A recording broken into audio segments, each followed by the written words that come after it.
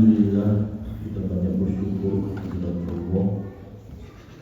Hari demi hari bulan suci Ramadan terus berlanjut dan berlalu dalam kehidupan kita, dan sebentar lagi kita akan menyelesaikan 10 yang pertama bulan suci Ramadan. Olehnya itu penting untuk kita melakukan muhasabah dan evaluasi. Mudah-mudahan tidak terjadi terus-menerus sampai selesai bulan Ramadan. Suatu ketika Nabi SAW naik ke atas mimbar beliau dan mengucapkan amin sebanyak 3 kali. Di dalam hadis yang masyhur ini, para sahabat bertanya, "Ya Rasulullah, kami mendapati, kami melihat Anda melakukan sesuatu yang tidak biasanya Anda lakukan." Rasulullah bertanya, "Apa itu wahai sahabatku?" Sahabat mengatakan, "Ketika Anda menaiki anak-anak tangga mimbar Anda, maka Anda mengucapkan amin sebanyak 3 kali." Maka Rasulullah SAW menjelaskan bahwasanya ketika saya menaiki anak-anak tangga mimbarku, maka ada Jibril dan mendoakan keburukan bagi orang-orang yang gagal memanfaatkan momentum kebaikan. Salah satu di antara doanya, maka ini adalah doa yang paling pertama Jibril alaihissalam, adalah kecelakaan untuk kita semua kalau kita gagal manfaatkan momentum bulan suci Ramadan.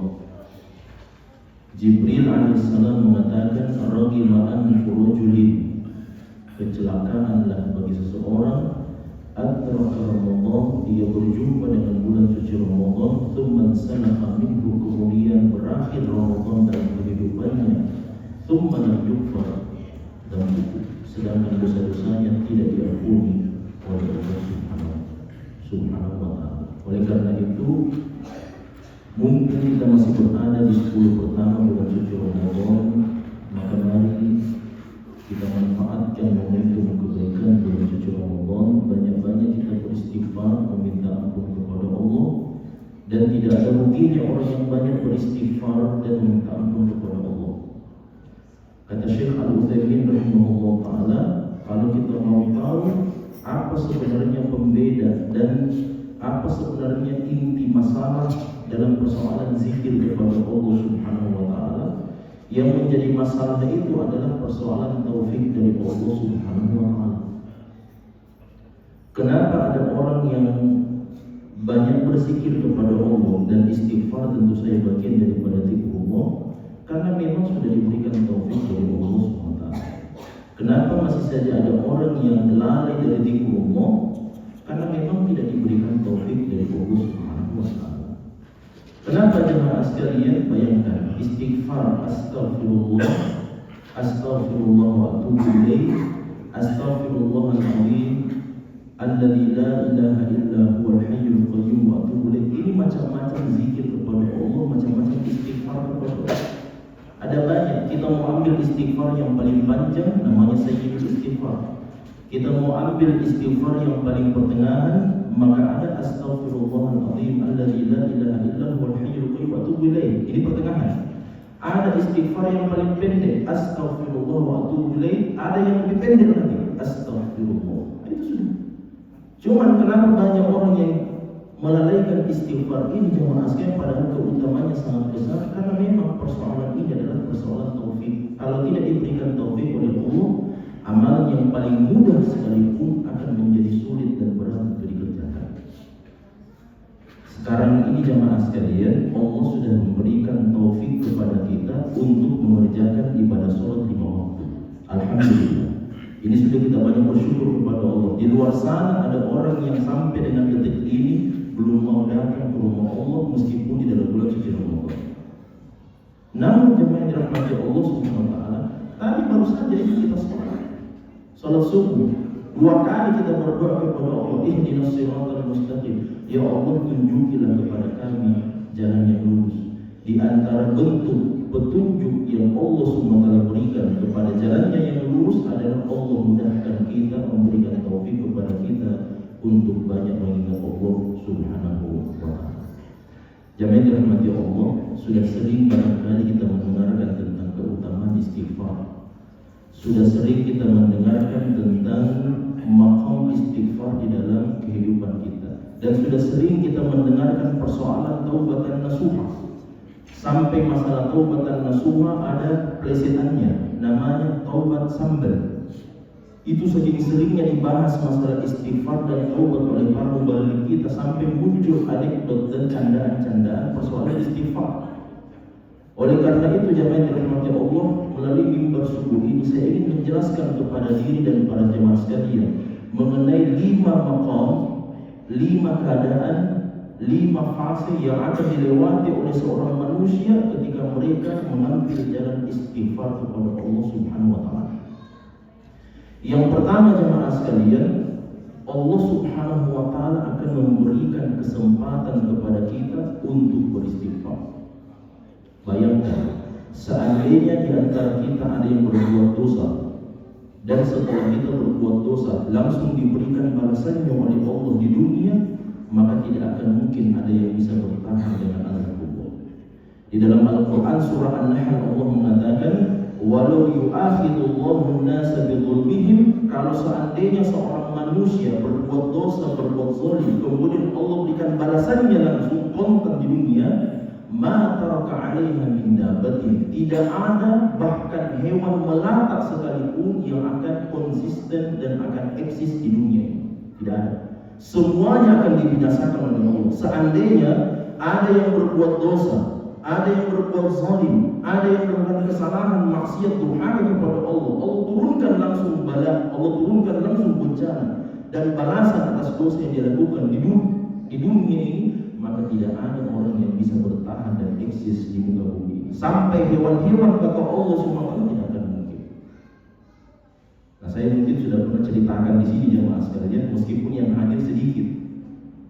Dalam taklim seperti biasanya saya pernah sampaikan bahwa nanti kelak pada hari kiamat, sebelum manusia dihisab oleh Allah Subhanahu wa taala, yang paling pertama dihisab itu adalah hewan-hewan. Ayat kita sudah pernah ceritakan dulu, Allah SWT akan perlihatkan kepada kita semua, kepada bangsa jin, kepada manusia, kepada dua jenis makhluk yang Allah ciptakan, jin dan manusia, wa ma khalaqtul jinna wal insa illa liya'budun, supaya kita beribadah kepada Allah. Kita inilah yang akan menonton dan menyaksikan siaran langsung bagaimana Allah Subhanahu wa taala menegakkan hari pembalasan di dalam kehidupan akhirat. Allah bangkitkan semua hewan. Setelah itu hewan itu diperintahkan oleh Allah, masing-masing hewan silahkan saling membalas, saling qisas. Siapa hewan yang zalim kepada hewan yang lainnya, maka silahkan diizinkan oleh Allah untuk saling membalas antara yang satu dengan yang lain. Bayangkan, sebelum Allah hisab kita, sebelum menetapkan bahwa fulan masuk neraka, fulan masuk surga, Allah perlihatkan dulu, inilah bagaimana caranya Allah Subhanahu keadilan Allah Subhanahu wa taala, maka Allah Subhanahu wa taala mempertontonkan kepada kita semua sampai hewan-hewan yang pernah berbuat zalim kepada hewan yang lainnya diberikan balasan oleh Allah. Cuman bedanya hewan-hewan itu jemaah sekalian, karena mereka tidak berakal, mereka punya otak. Dan sering di antara kita ada yang makan kepala kambing. Ada tunji itu otaknya itu kambing, tapi tidak ada akalnya. Artinya tidak ada akalnya untuk memahami Al-Quran, kan seperti itu. Tidak ada kita lihat kambing baca Quran, tidak ada. Atau baca kitab, baca buku, tidak ada. Tidak ada juga kambing masuk ke dalam masjid untuk mendengarkan pengajian. Oleh karena itu jemaah sekalian, Allah tidak memberikan taklif kepada mereka, pembebanan untuk menjalankan syariat. Makanya di akhir cerita Allah katakan, jadilah semua menjadi panah. Setelah mereka saling balas antara yang satu dengan yang lain, maka sudah menjadi tanah semuanya. Tersisa siapa? Jin dan manusia. Kita-kita ini yang akan menghadapi hari pembalasan. Oleh karena itu jemaah sekalian, kalau seandainya setiap kali kita berbuat dosa kemudian langsung datang balasannya dari Allah, hukumannya dari Allah. Kalau kita berbuat ghibah, maka datang balasannya dari Allah Subhanahu wa taala. Kalau kita mengandung domba, datang balasannya dari Allah Subhanahu wa taala. Kalau kita melihat sesuatu yang diharamkan, maka datang balasannya dari Allah. Kalau kita memakan harta riba, datang balasannya dari Allah. Seandainya satu dosa saja kita lakukan dan itu dosa besar, maka itu sudah cukup untuk membinasakan kita di dunia ini. Tidak ada yang bisa bertahan. Tidak. Untungnya jemaah sekalian, Allah Subhanahu wa taala Tuhan yang Maha Baik. Makanya maqam yang pertama, Allah memberikan kesempatan kepada kita untuk bertaubat. Dan Allah bukakan kesempatan itu untuk kita bertaubat kepada Allah sampai dengan kita menghembuskan nafas yang paling terakhir. Namun ingat jemaah sekalian, ketika Allah Subhanahu wa taala sudah mengutus malaikat maut dan ruh sudah berada di kerongkongan kita dan kita sudah mulai merasakan beratnya kondisi dan keadaan sakaratul maut, maka disitulah momentum saat di mana seseorang mau bertobat kepada Allah, maka tobatnya tidak akan diterima. Oleh karena itu jangan dirahmati Allah, ini maqam yang pertama, Allah berikan kesempatan banyak-banyak istighfar, berbuat dosa istighfar kepada Allah. Sampai kata Nabi dalam hadis yang sahih, "Lau annakum lam tuznibu", kalau seandainya kalian tidak pernah berbuat dosa, maka Allah akan binasakan kita dan Allah akan datangkan umat yang baru. Yuznibuna fayastaghfirun fayatubullahu alaihim. Kemudian orang yang baru itu akan berbuat dosa, setelah itu mereka bertobat kepada Allah, lalu kemudian Allah memberikan taubat kepada mereka. Olehnya itu persoalan istighfar dan taubat ini jemaah sekalian untuk menjelaskan dan menampakkan betapa rahmat dan kasih sayangnya Allah Subhanahu wa taala kepada umat manusia. Berbuat dosa memang, berbuat salah sebagaimana ibu dan bapak kita dahulu di dalam surga berbuat dosa dan salah, namun ingat, siapa yang menyerupai ibu dan bapaknya maka tidak akan sengsara dalam kehidupannya. Bagaimana itu jemaah sekalian? Kita serupakan diri kita dengan ibu dan bapak kita, berbuat dosa namun segera bertobat kepada Allah. Yang kedua, makam yang kedua jemaah sekalian, setelah Allah memberikan kesempatan kepada kita untuk bertobat kepadanya, Allah Subhanahu wa taala berikan fasilitas yang lain. Apa itu fasilitasnya? Allah Subhanahu wa taala menutupi dosa-dosa kita. Bayangkan, seandainya dosa-dosa kita punya bau seperti kalau kita buang sampah. Jangankan kalau kita membuang sampah jemaah, atau jangankan kalau kita berbuat dosa, membuang sampah kita, isinya atau perutnya itu ikan atau kulitnya itu udang di depan rumah kita, tetangga pasti terganggu. Pasti terganggu. Sedangkan itu adalah isi perut ikan. Itu bukan isi perutnya kita. Itu bukan isinya kita, isi kepalanya kita ini. Itu bukan isi hati kita. Seandainya isi kepala dan isi hati kita ini dikeluarkan jemaah sekalian Allah, ditampakkan semua dosa-dosa kita dan semua pikiran-pikiran kita, habis. Tidak ada orang yang saling menghormati di antara sesama kita. Tidak ada orang yang mau datang untuk mendengarkan pengajian ceramah. Ustaz siapa yang ceramah? Ustaz fulan. Jangan datang. Pembuat dosa itu. Saya tahu itu. Busuk sekali baunya. Kenapa? Selalu berbuat dosa. Tidak ada yang selamat dari perbuatan dosa. Selalu melakukan perbuatan kemaksiatan. Nah, kalau seandainya Allah tampakkan jemaah sekalian, jangankan ditampakkan, mengeluarkan bau busuk saja ketika kita berbuat dosa, sudah habis. Tidak ada. Tidak ada penghormatan antara yang satu dengan yang lainnya. Tidak ada orang yang mau menjadi atasan, tidak ada yang mau menjadi bawahan, dan akan rusak semua kejadian-kejadian dan fenomena-fenomena serta bagian daripada rencana Allah Subhanahu wa taala. Seandainya dosa itu tidak ditutup oleh Allah. Oleh karena itu jemaah sekalian, dalam Al-Qur'an Allah mengatakan, "Alam taru anna Allah sakhkhara lakum ma fis samawati wa ma fil ardi wa asbagha 'alaikum ni'amahu dhahiratan wa batinah." Tidakkah umat manusia melihat bagaimana Allah menyiapkan semua fasilitas di langit dan di bumi, dan Allah karuniakan kepada kita nikmat yang zahir dan nikmat yang batin. Kata Ibnu Abbas, nikmat yang zahir itu dua. Yang pertama nikmat Islam dan nikmat Al-Quran. Hati-hati, ada orang yang diberikan nikmat Islam tapi tidak diberikan nikmat Al-Quran. Kan seperti itu. Ada yang Islam tapi KTP-nya tidak Islam karena tidak membaca Al-Quran, tidak Islam karena tidak mengerjakan sholat. Islamnya hanya secara zahir saja, tapi Al-Quran tidak diberikan oleh Allah untuk dia. Ada yang sebaliknya, ada yang diberikan Al-Quran tapi tidak diberikan Islam. Adakah yang seperti itu? Ada. Di luar sana begitu banyak orang-orang kafir, orang-orang yang muslim yang mempelajari Al-Quran, tapi mereka mempelajari Al-Quran untuk mencari-cari celah dan kesalahan yang bisa dimasuki oleh mereka. Makanya ada itu namanya orientalisme. Orientalisme itu orang-orang barat datang ke negeri timur, datang ke Indonesia, datang ke negeri kaum muslimin, mempelajari Al-Quran dan hadis Nabi untuk mencari-cari mana itu kesalahannya Al-Quran dan mana kesalahannya hadis Nabi SAW untuk menyerang umat Islam dari dalam tubuh mereka. Makanya ada orang yang dikarenakan Al-Quran, ada yang bisa baca Quran tapi dia sendiri tidak mengucapkan kalimat syahadat. Ada orang belajar, bahkan mungkin di antara mereka para pembelajar pandai cendekiawan kafir itu mungkin lebih pintar dari kita, mungkin lebih tahu si Al-Quran daripada kita. Karena apa? Mereka dapat uang, dibayar mereka itu jamaah sekalian untuk mempelajari Al-Quran dan mencari kesalahan-kesalahan Al-Quran. Alhamdulillah Allah tidak berbuat seperti itu kepada kita. Allah berikan Islam kepada kita, Allah berikan Al-Quran kepada kita. Makanya ini nikmat dari Allah yang zahir. Kata Ibnu Abbas, ada nikmat yang batin. Apa itu nikmat yang batin? An-yasturallahu alaina uyubana. Allah tutupi dosa-dosa kita, Allah sembunyikan dosa-dosa kita. Di antara kita jamaah sekalian ada yang berbuat dosa tadi malam, dan saya yakin seperti itu. Selalu kita berbuat dosa dan kita meyakini dan kita mengakui itu kepada Allah SWT.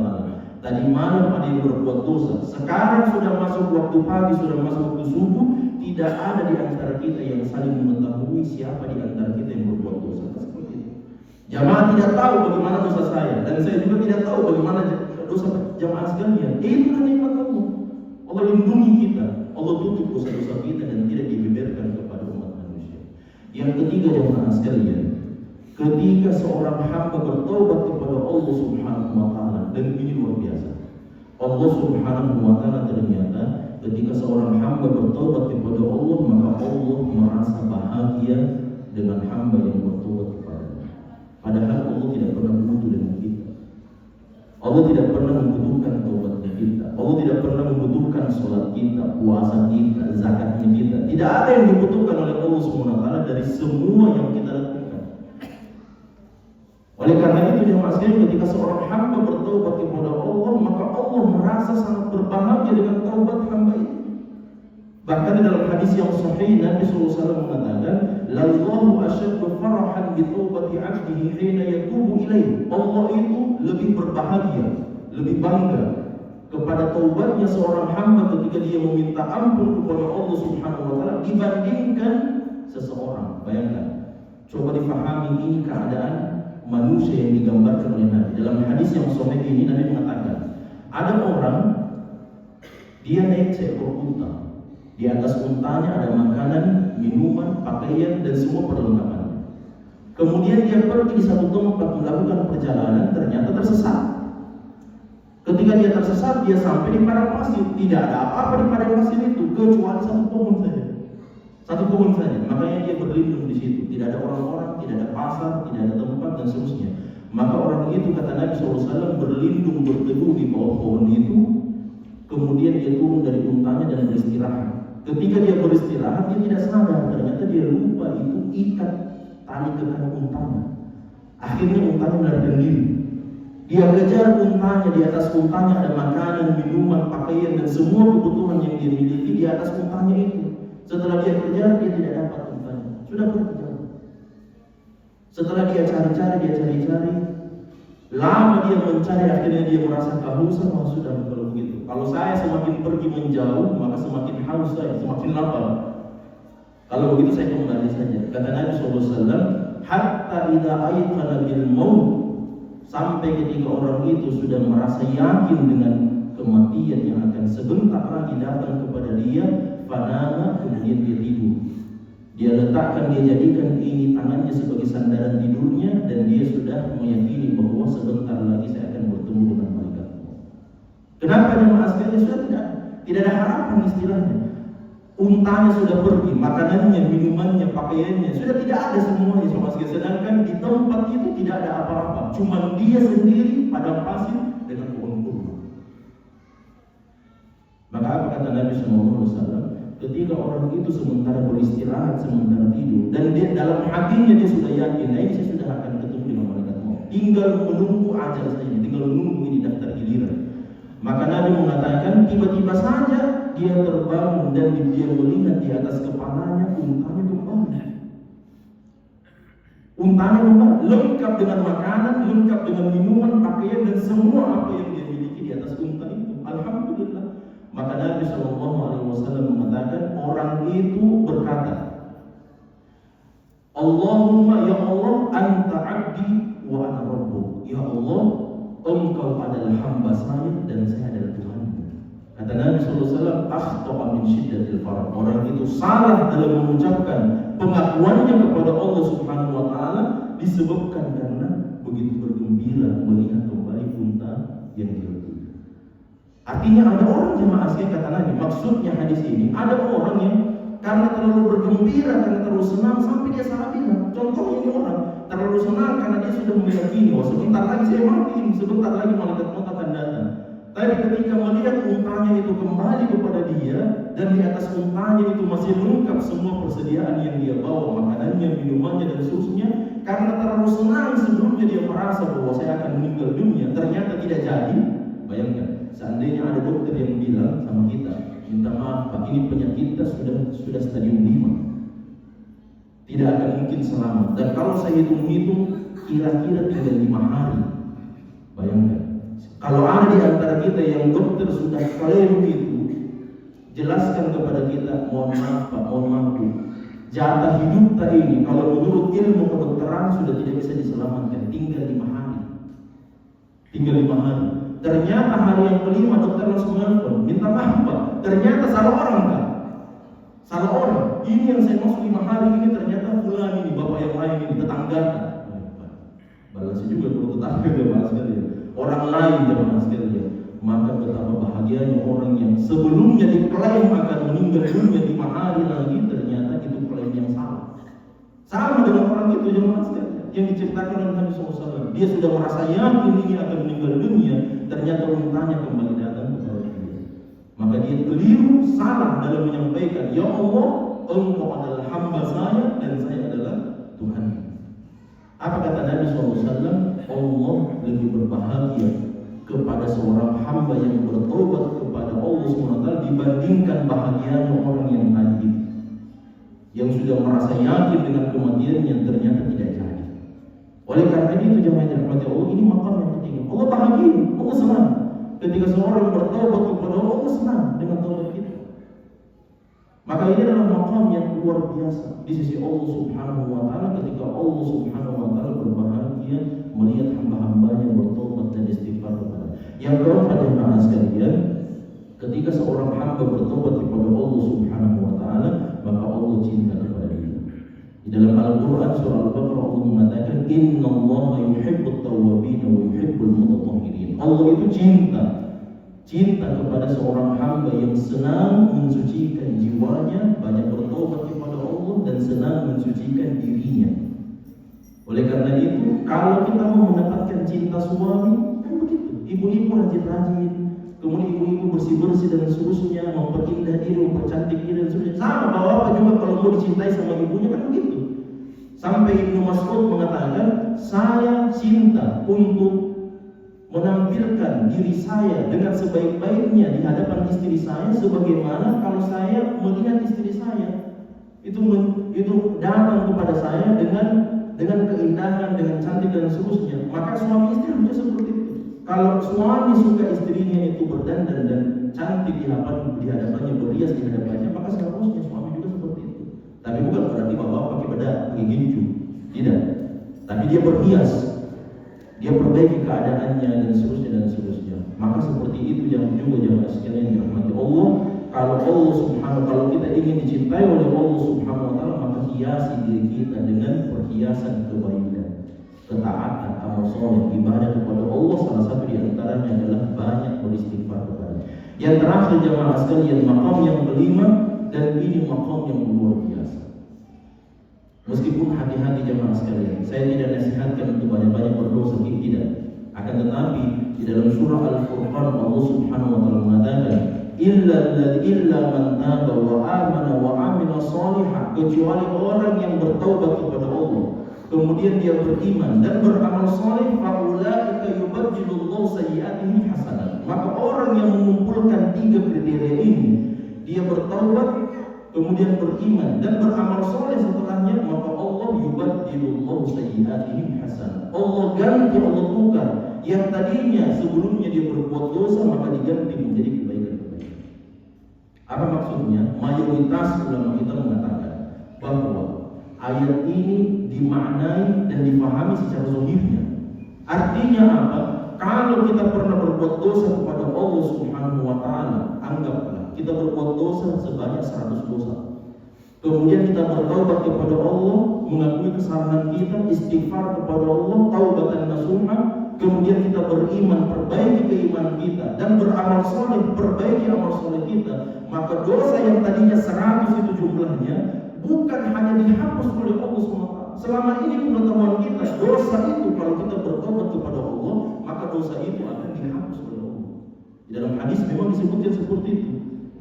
At-taubatu tajubu ma qablaha. Taubat itu akan menghapus dosa-dosa yang sebelumnya. Tapi keutamaan yang Allah berikan, tambahan atas perbuatan taubat yang kita lakukan jemaah sekalian, yubaddilullahu sayyi'atihim hasanah. Allah tukar tadi itu 100 dosa yang kita lakukan dan kita bertobat setelahnya, Allah tukar yang 100 dosa itu menjadi 100 kebaikan. Kurang apa lagi? Kurang apa lagi?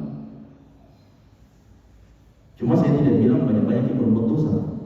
Jangan, karena lebih aman itu kalau kita berbuat kebaikan, itu lebih aman daripada kita mengambil ini fasilitas. Oh kalau begitu biar tidak apa-apa Ustaz. Saya berbuat dosa, saya banyak-banyak, setelah itu saya bertobat. Jangan sampai kita mau bertobat, belum sempat bertobat sudah meninggal dunia. Kan seperti itu. Pemahamannya seharusnya dipahami dengan baik bahwa ini adalah anjuran, ini adalah informasi dari Allah untuk memotivasi kita banyak beristighfar kepada Allah Subhanahu. Karena yang namanya manusia pasti selalu melakukan kesalahan. Kesalahan itu punya kita kesempatan untuk merubah. Yang tadinya dia statusnya kesalahan, kita bisa coret kesalahan itu dan kita ganti kesalahan itu menjadi kebaikan kalau kita segera bertobat kepada Allah Subhanahu wa taala. Oleh karena jemaah dirahmati Allah, di dalam hadis yang sahih Nabi mengatakan, man lazimal istighfar, siapa yang sering-sering beristighfar kepada Allah, ja'alallahu lahu min kulli hammin faraja. Allah akan berikan jalan keluar, Allah akan berikan kemudahan dari semua kesulitan yang dihadapi. Wa min kulli dhiqin makhraja, Allah akan berikan jalan keluar bagi semua masalah problem yang dihadapi. Wa razaqahu min haitsu la yahtasib, dan Allah akan memberikan karunia rezeki dari arah yang tidak diduga-duga dari Allah Subhanahu wa taala. Oleh karena itu mari momentum bulan suci Ramadan kita banyak istighfar kepada Allah. Mudah itu istighfar, yang sulit itu untuk mendapatkan taufik dari Allah Subhanahu wa taala. Banyak beristighfar kepada Allah. Ada waktu kosong kita, maka istighfar kepada Allah. Meskipun itu dengan istighfar yang paling pendek, astagfirullah, astagfirullah, astagfirullah dan seterusnya. Jangan dirahmati Allah, ini yang dapat saya sampaikan. Mudah-mudahan ada manfaat. Subhanallah wa bihamdik, asyhadu an la ilaha illa anta, astaghfiruka wa atubu ilaik.